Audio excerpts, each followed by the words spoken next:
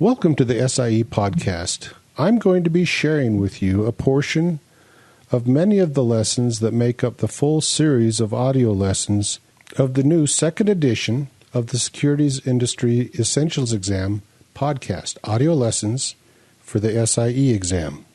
The full series of audio lessons is about 36 hours and 53 minutes of audio instruction spread over about 67 lessons. The full series of audio lessons is available at the website siepodcast.com and has proven very effective in supplementing your study for the SIE exam. I always tell people it's not a substitute for your books. It's a supplement to your book learning. To pass this examination, which is fairly difficult, you need to master a broad category of financial subjects and rules and regulations. And to do that, I recommend you use the audio lessons to reinforce what you're learning with your books or whatever other study methods you use. This is a supplement, not a substitute for your book learning. All right, let's get on to our first sample lesson.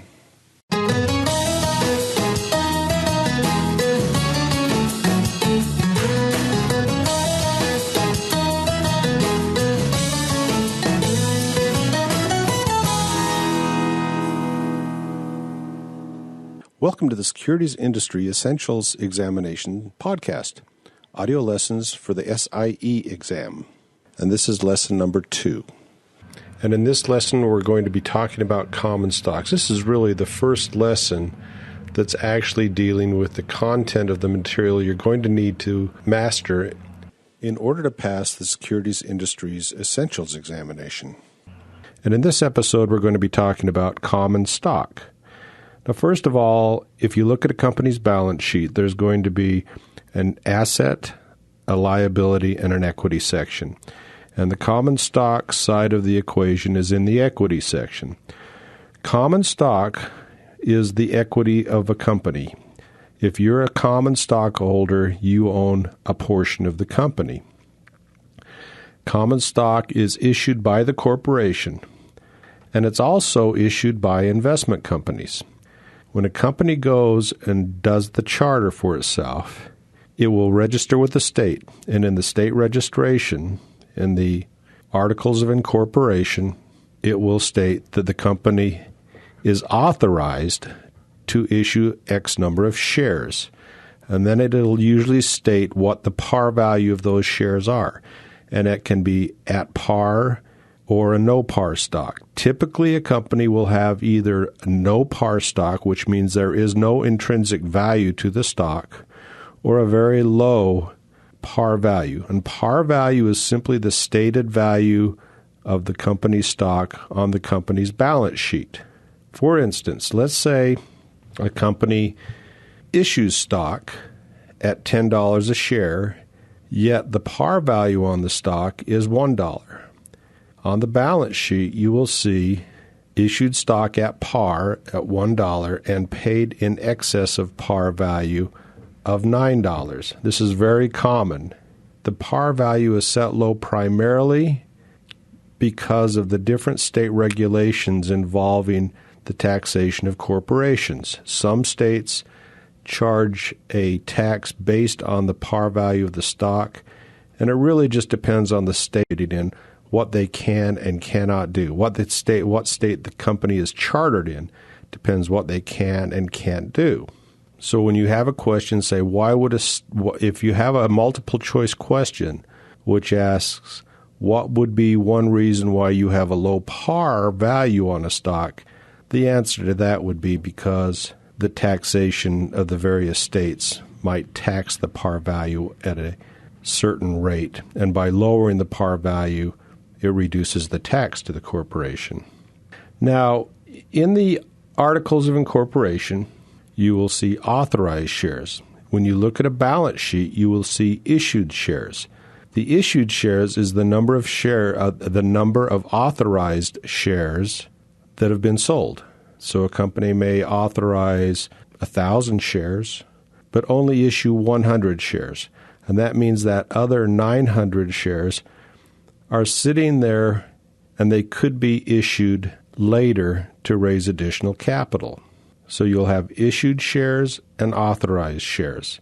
Additionally, you will also have sometimes treasury shares, and treasury shares have been shares that have been authorized and issued and then bought back by the company.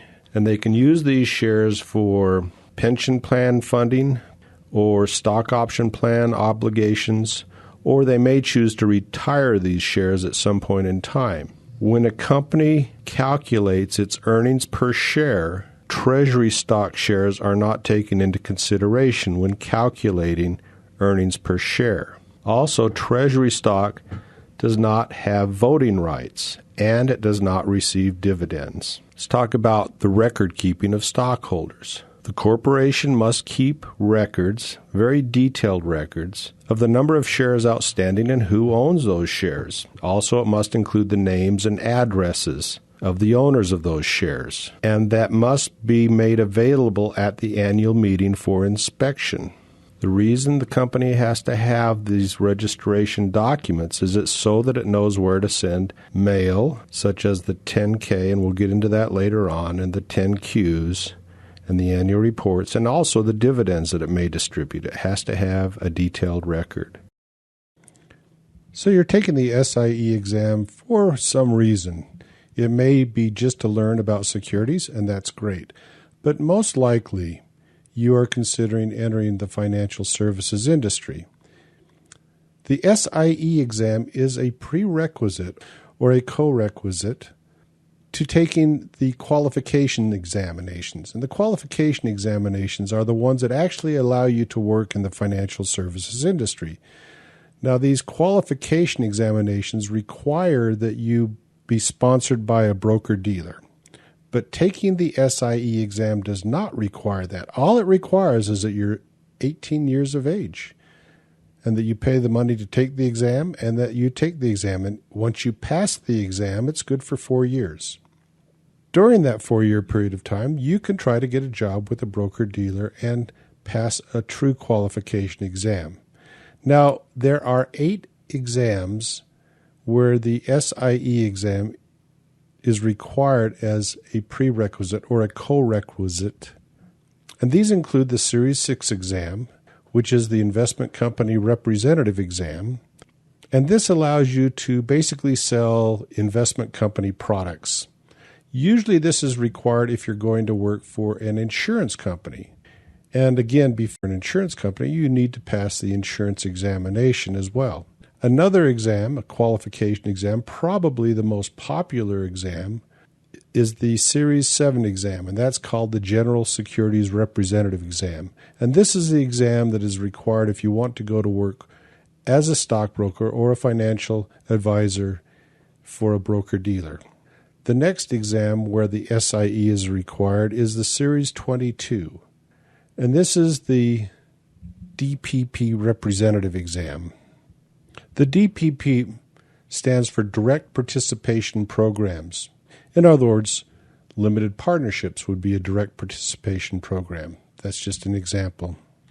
The Series 7 also requires the SIE exam, and that's the Securities Trader examination.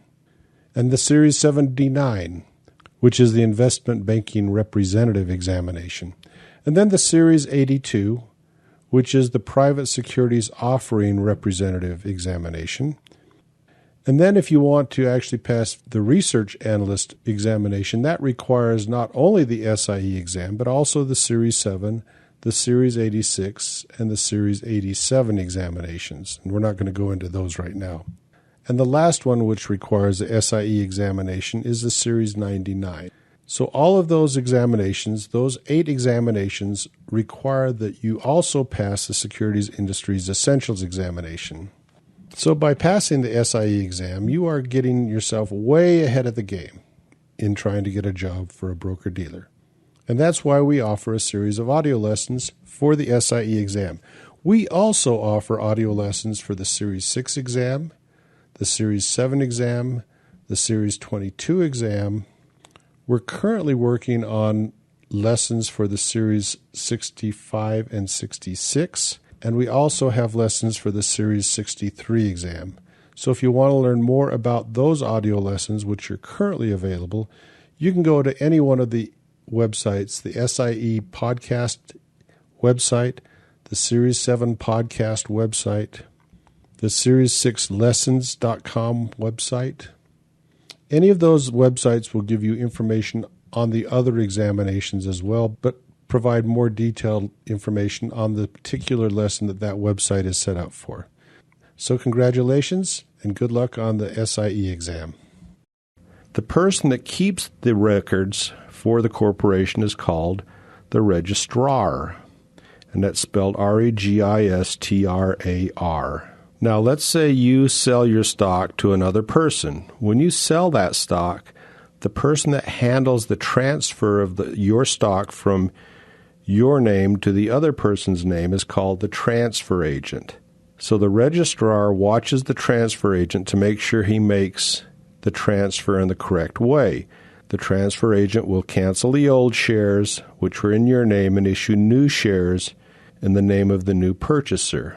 This is updated daily, and the new information of the address and the person of record is passed back to the registrar. The list of owners of the stock is called the record book of stockholders. Transfer agents can make mistakes from time to time. Now, over the last half century, they've gone from being actual physical securities to book entry certificates. And in this case, instead of physically issuing shares and then canceling them when they're bought and sold and reissuing new shares, the book entry certificate simply makes an entry of the transfer agent and by the clearing corporation that conducted the trade and that settles the trade. When you're asked, the registrar is always acting as the watchdog over the transfer agent. Okay, let's talk about the rights of the shareholder. The first and foremost right you need to understand as being a common stock shareholder is that your liability is limited to the value of your stock. In other words, you can't lose more money than you invested. You can lose all of that money, but your liability is limited to your investment. The second thing you need to understand is that common stockholders have the right to vote at the company's annual meeting, and they vote for the board of directors, who in turn will appoint the officers of the corporation. Two other things you will always see on the proxy statement. The first one is the reappointment of the auditor. You have a right to vote on the auditor that audits the books of the corporation. Now, I've never heard of an auditor being voted out of a corporation through the proxy process. And one other thing, to have a say on pay of the executive management of the company. And this is something that's caused a little bit of consternation in corporations because there has been a very big tendency to increase pay packages for executives. And it's come to light now, and now we're starting to see stockholders push back against what are considered fairly exorbitant pay packages. And in fact, in the last few years, there's been actual votes against the pay packages. Now, these are non-binding votes, but management must pay attention to what the wishes of the stockholders are. In my firm, just a little side note, I am responsible for voting the proxies of the holdings that our company has.